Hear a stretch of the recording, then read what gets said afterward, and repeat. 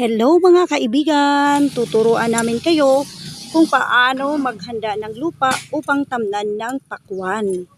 Ngayon mga kaibigan, binubungkal ang lupa, tinatabunan yung chicken manure. Ito yung chicken manure mga kaibigan. Yan, or tinatawag na iti, chicken manure. Yan, tatakpan yan mga kaibigan, huwag kukurap para malaman kung paano magtanim ng chicken na maghanda ng lupa na mayroong chicken manure upang ang lupa ay maging mataba.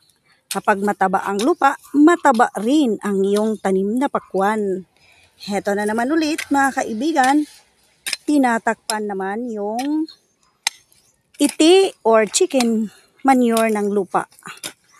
At pagkatapos na matakpan yan mga kaibigan, update ko kayo kung paano magtanim ng pakwan na siguradong mabubuhay at siguradong mataba. Yan na mga kaibigan, tinatakpan yung chicken manure. Yan. Yan na mga kaibigan. Natapos na tayo ditong banda. Dahil ito po mga kaibigan ay malawak. Papunta pa doon. Ito ang gulayan sa paaralan.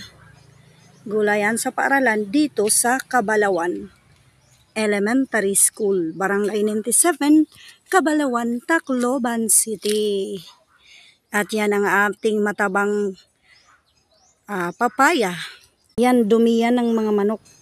Ito yan mga kaibigan. Yan ang inilalagay doon sa lupa.